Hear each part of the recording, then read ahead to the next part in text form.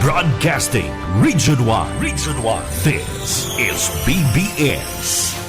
Bicol Broadcasting Systems Incorporated. DWLV 91.9 megahertz. Your news and music stations. BBS. Basta Bareta. Sigurado.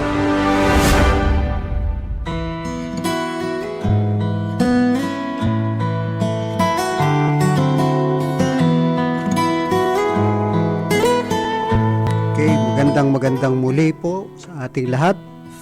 Sa biyaya sa pag-aaga, tayo po ay muling magsasama upang muli po ay magbulay at mag-aral ng salita ng Diyos na siyang pinakang pangunahing dahilan ng ating pagsasama-sama sa impapawid sa bawat araw, bawat oras na tayo po ay nandito sa BBS DWLB-FM upang ipaabot ang napakahalagang mensahe na kinakailangan po natin at patuloy po nating maintindihan sapagkat wala pong ibang hangarin ang Panginoon kung bakit tayo po ay nandito, na although tayo po ang nagde-decide kung tayo ay susunod o kung tayo po ay makikinig, pero ito po lahat ay pagkilos ng Panginoon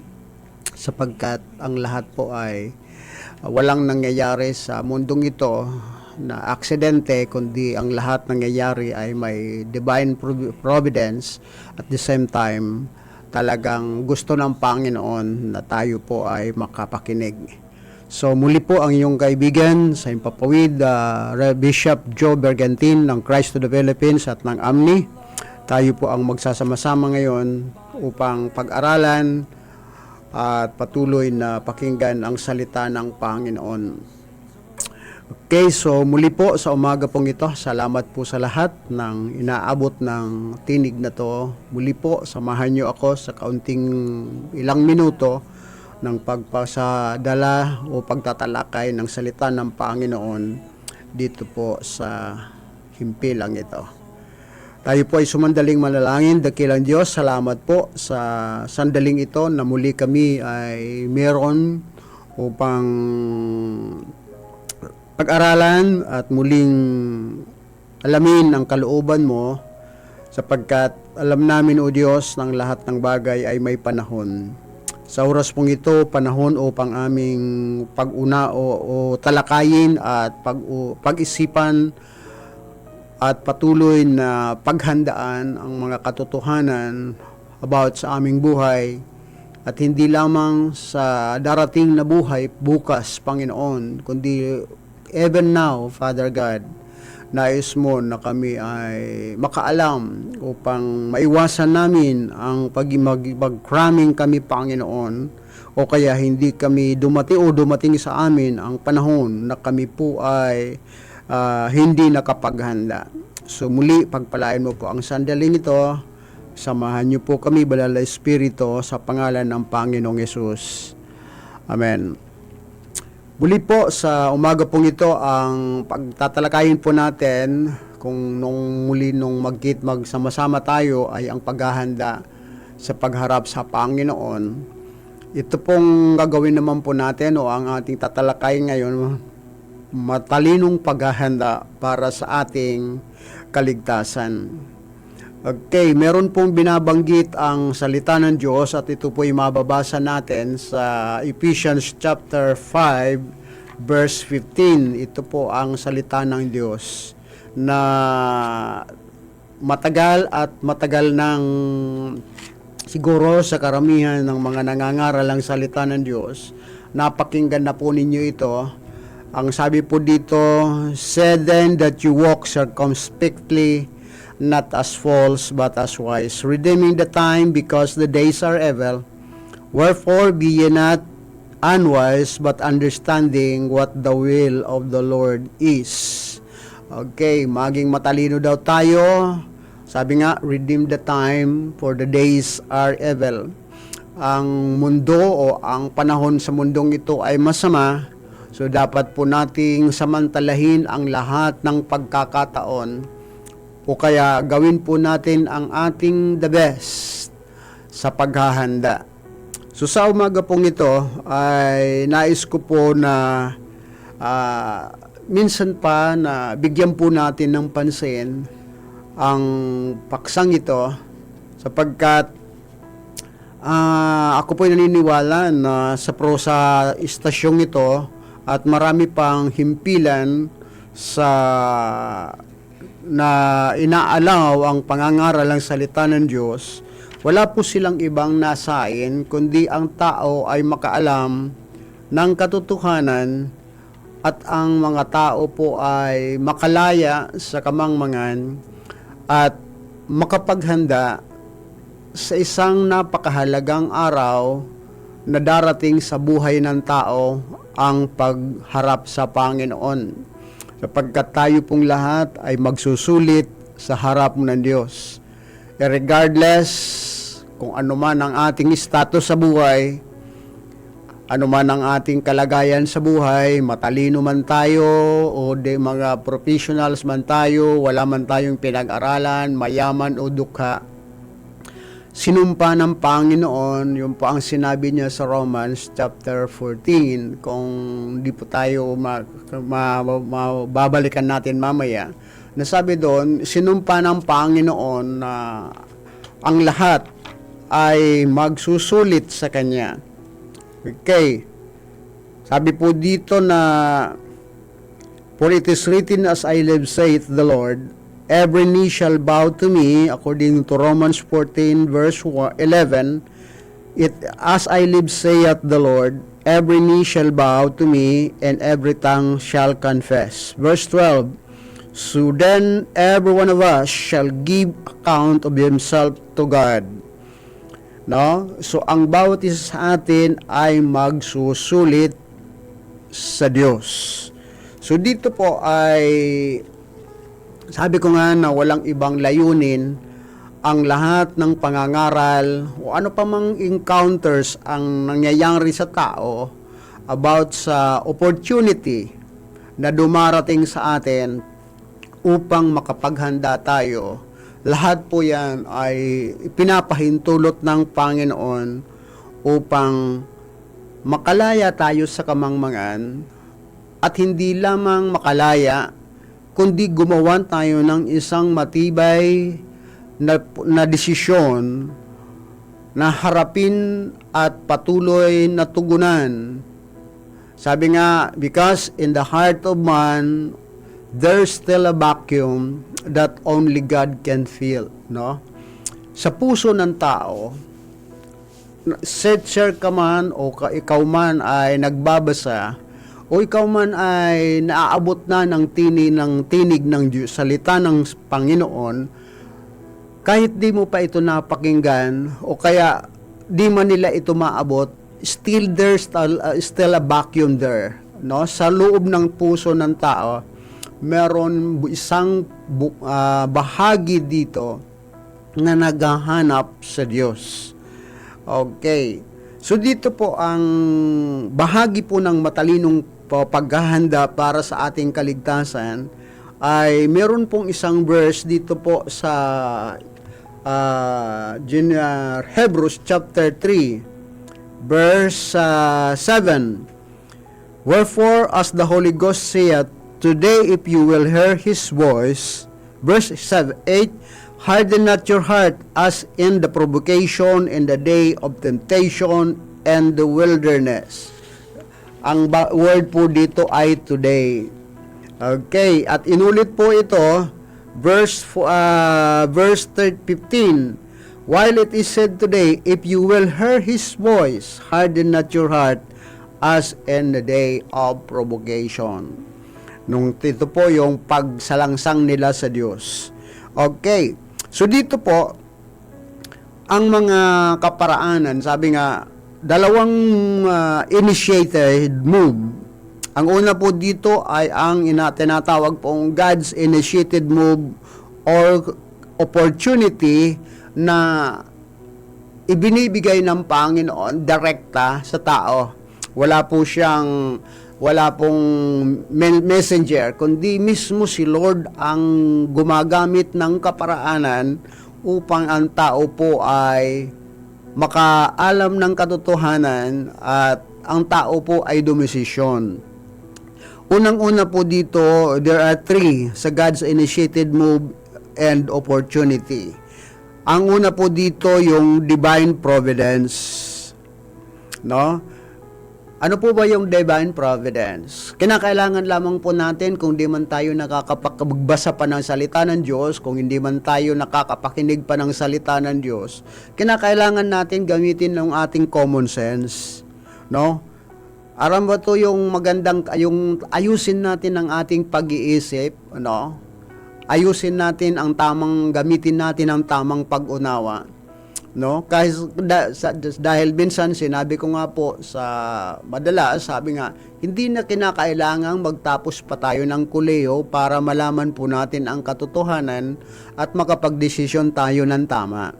Sabi po ng Romans chapter 1 verse 18 hanggang 20, ang mga bagay na hindi nalalaman ng mga tao patungkol sa Diyos ay madaling maunawaan sa pamagitan ng mga bagay na kanyang nilikha. Verse 20, Romans 1:20, sabi lang, for the invisible things of Him from the creation of the world are clearly seen, being understood by the things that are made, even His eternal power and Godhead, so that they are without excuse. No? Sabi po dito, ang mga bagay na di nakikita patungkol sa simula pa, patungkol sa Diyos, no? O kaya patungkol sa mga bagay na spiritual, ay madali daw pong maunawaan sa pamagitan ng mga bagay na nilikha ng Diyos. No? Ano pa, mag-observe lang po tayo sa nilikha ng Panginoon. No? Tayo pong tao, isinilang tayong walang lakas, nabuhay tayo sa mundong ito. At ang dami po ng mga puno tayo ng kapasidad o kakayahan, ibinigay ng Diyos, hindi ito mula sa ating mga magulang. Yes, instrumental na tayong ang ating mga magulang upang tayo mabuhay sa mundong ito. But hindi po sila ang may kagustuhan na tayo'y mabuhay sa mundong ito. Ang Diyos ang nagpaintulot sapagkat nasusulat ang bawat anak o ang bawat supling ay kaloob ng Diyos. No? Ang bawat naisilang sa mundong ito ay regalo ng Diyos sa mga magulang. Ano man, naisilang man tayo sa mundo sa pamagitan ng hindi natin ginusto, kaya nga meron tinatawag pong mga unwanted child, di ba? Meron mga isinilang na kahit di ka gusto ng iyong magulang nang ikaw ay pinagbubuntis, subalit ikaw ay nabuo at naisilang sa mundong ito.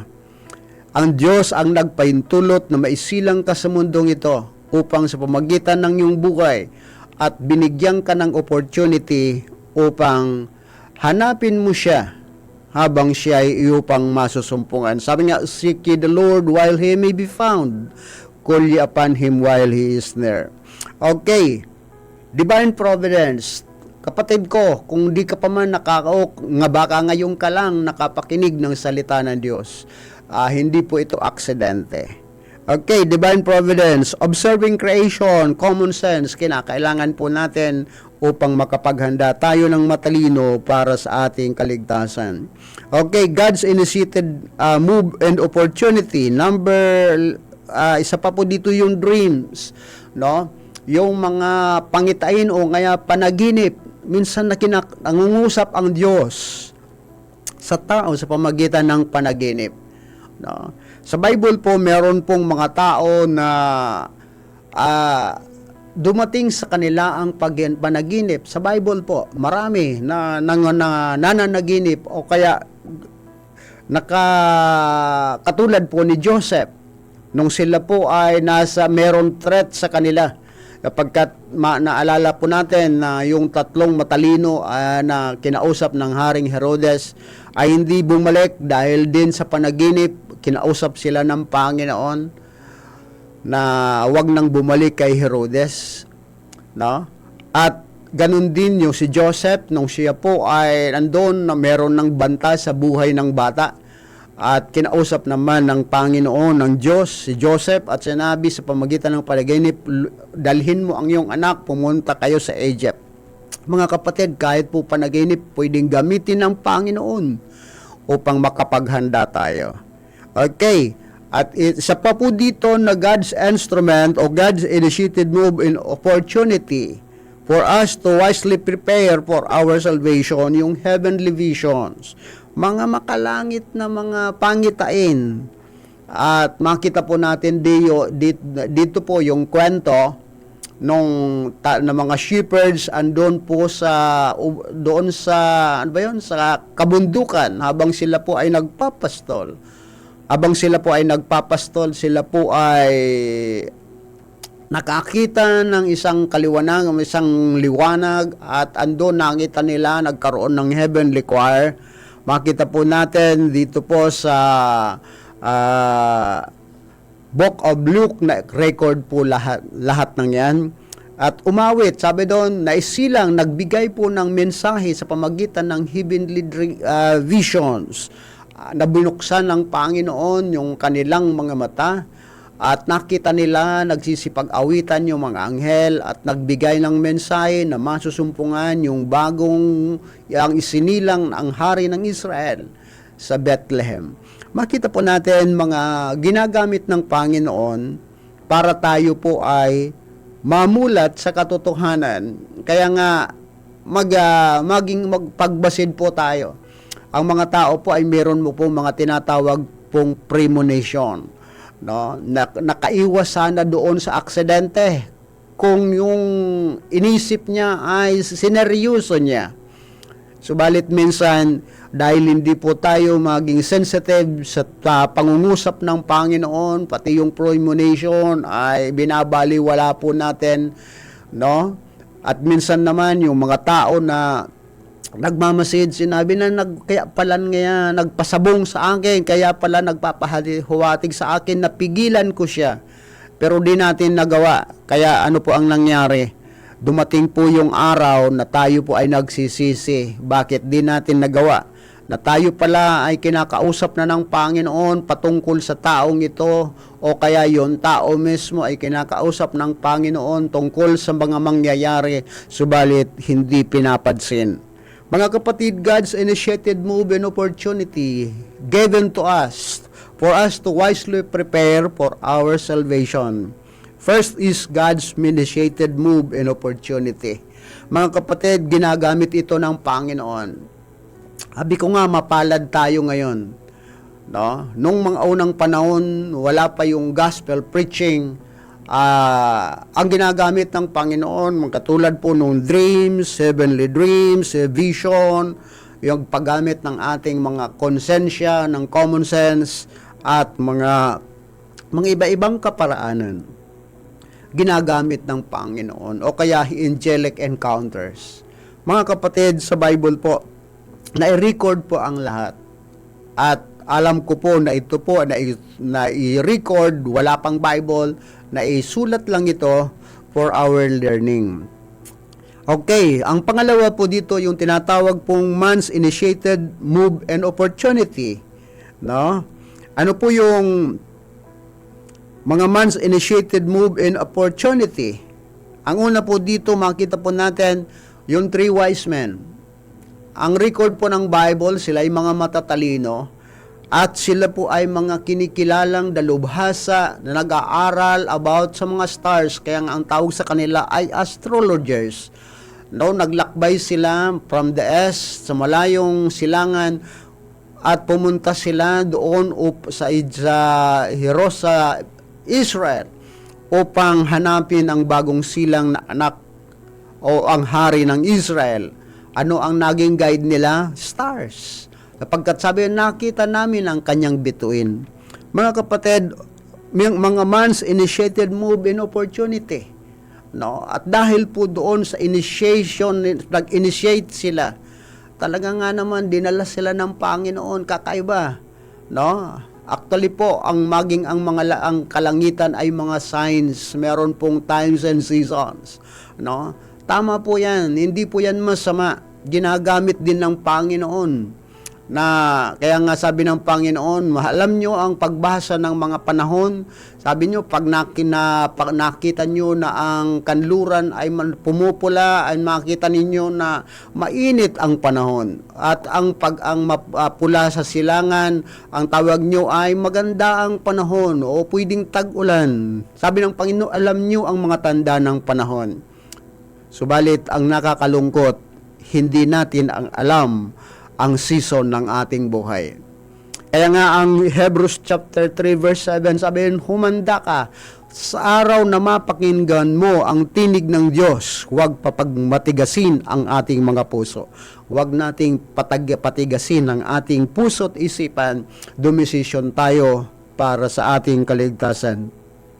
Okay, observing heavenly signs through magmasid tayo sa kung meron tayong nakikita, no? Ito pong panahon na ito, tayo po ay maghanda sapagkat meron pong mga signs ng panahon na talagang nasa last days na tayo, no? Sabi ko nga, ito pong nangyayari po, ngayon po ay meron namang pinag-uusapan na patungkol po dahil sa impacts and naman yung ESF, mga calamities. Why these things happen? Na minsan ito pong mga, lalo na po itong impacts ngayon, na ngayon marami na po, katulad po nung balita kagabi na meron isang tao, nagpunta lang doon sa, ano ba yun?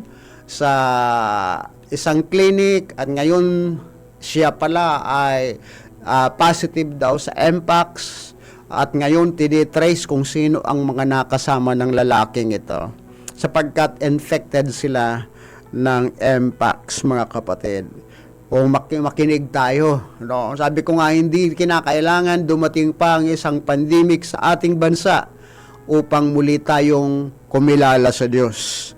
Okay, number 3, o kaya number 2, sa man's initiated move and opportunity, gospel preaching. No? Mapalad tayo ngayon, meron na pong mga nangangaral ng salita ng Diyos. Ito, although ang man's initiated move in gospel preaching is a command of God, nasusulat po yan sa Mark chapter 16. Sabi ng Panginoon, go into all the world, preach the gospel. Ang sumampalataya, ipangaral niyo ang mabuting balita. Ang sumampalataya ay maliligtas, ngunit ang hindi sumampalataya ay parurusahan. Mga kapatid, ang pangangaral ng salita ng Diyos ay hindi po ito kagustuhan lamang ng mga mangangaral ng salita ng Diyos. No? Ito po ay utos ng Panginoon. Sabi, humayo kayo. Ipangaralin nyo ang mabuting balita sa lahat ng kinapal sa buong mundo. No? At sa buong mundong ito, dapat makaalam ang lahat. Matalino man, ikaw man ay kinikilalang pilantropo ka man, ikaw man ay kinikilalang pinakamayaman sa mundong ito, ikaw man ang pinakamatalino sa mundong ito. Dapat kang makinig ng salita ng Diyos sapagkat ang pakikinig sa salita ng Diyos, sabi po ng salita ng Panginoon, ang pananampalataya ay dumarating sa pakikinig ng pangangaral ng salita ng Diyos. Gospel preaching is a man's initiated move. Sabi nga, paano kami mangangaral kung walang nagsugo sa amin? Mga kapatid, ang mga lingkod ng Diyos ay ipinadala ng Panginoon sa mundong ito. Hindi po ito naming kagustuhan, kundi ito po ay pagsunod lamang namin sa kalooban ng Diyos na ipangaral ang salita ng Panginoon upang ang lahat ay makapakinig at ganun din sila po ay makapaghanda sapagkat darating at darating nga ang sinabi ng Panginoon, ang lahat ay magsusulit sa akin. Okay, gospel preaching is very important. Hallelujah. Ipinangaral ito. Sa panahon po ni John the Baptist, nung siya po ay nangangaral, nag-recorded sa Paul Gospel dito sa Matthew and Mark o kaya Luke, ipinangaral ang salita ng Panginoon at lumapit kay Juan ang mga tao, yung mga sundalo yung mga tax collectors at marami pa na lumapit kay Juan. Anong sabi nila? Ano ang gagawin namin? Kami, ano namin dapat namin gawin? No? Si John po ay nangaral. Actually, ang iba ay iniwanan ang lungsod, pumunta sila doon sa ilang, habang doon nangangaral si Juan Bautista. Mga kapatid, huwag tayo magpili ng pakikinggan. Hanapin natin ang nangangaral ng katotohanan. At pag napakinggan po natin sila, dumisisyon tayo para sa ating kaligtasan. Number 3, reading scriptures. Sa Bible po, meron po yung isang kwento ng isang bating na siya po ay from Jerusalem, papauwi na siya sa Ethiopia, at habang siya po ay nakasakay sa karwahe, binabasa niya ang scripture. At dito po ang encounter ni Philip at ng Ethiopian. Ano ba yan? Treasurer ni Candace. Ano po ang makita po natin? Sa Acts chapter 8, verse 29, tinanong po ni Philip, ang eunuch, sabi niya, naunawaan mo ba ang iyong binabasa? Sapagkat binabasa niya ang salita nakasulat doon sa Book of Isaiah, chapter 53, no? Ang tungkol sa suffering servant. Sabi ng eunuch, paano ko maintindihan kung walang magpapaliwanag sa akin nito? Mga kapatid, kung tayo man ay nakapulot ng mga babasahing is mga patungkol sa Diyos, huwag nating sasayangin. Tandaan po ninyo, pati yung mga leaflets, mga flyers, godly na pinag-imprenta upang tayo'y makaalam ng katotohanan, huwag po nating itatapon. Basahin natin, seryosohin natin, at kung hindi po natin naiintindihan, magtanong tayo sa tamang tao. Kung meron ipinadala sa inyo na mga ngaral ng salita ng Diyos, doon kayo magtanong. Huwag kayong magtanong sa mga walang alam. Magtanong kayo sa mga taong may alam patungkol sa Diyos. At ako po'y naniniwala, kung tayo makikinig sa kanila, makakapaghanda tayo ng matalino. Matalino tayong makakapaghanda patungkol sa ating kaligtasan. Mga kapatid, mahal tayo ng Diyos. Sa araw pong ito ay muli po sa kaunting natitirang sandali, tayo po ay magbulay-bulay. Isipin po natin, lahat ng bagay na nangyari sa mundong ito, hindi po aksidente, may purpose po yan. Ang pangangaral, ang pangitain, o ang mga o yung mga dreams natin, may purpose yan. Kung hindi ka pa man, kapulot ka lang ng babasahin, may purpose yan. Ang kinakailangan mo lang, seryosohin at unawain ang mga bagay na mensahe na iyong napapakinggan. Muli po sa umagang ito, salamat sa pakikinig po ninyo. Salamat po, ito ang inyong kaibigan sa Himpapawid, Reverend Bishop Jose A. Bergantin ng Christ to the Philippines at ng AMNI.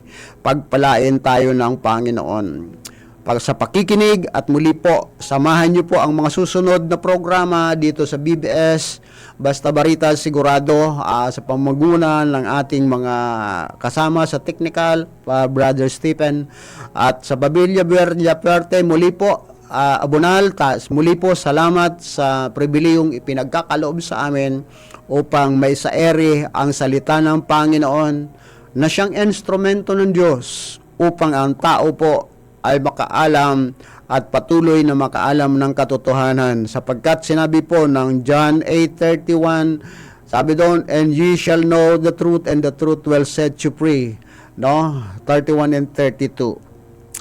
Ang katotohanan ay dapat malaman ng tao, no? Ulitin ko, mayroon pong God's initiated move, pero meron din pong tinatawag man's initiated move in opportunity na given to us fairly ibinibigay ng Panginoon para sa ating kaligtasan. Pagpalain tayo ng Panginoon, biyaya sa pagkaaga na patuloy na sumasa inyo from 4:30 in the morning to 5 in the morning. God bless. God bless.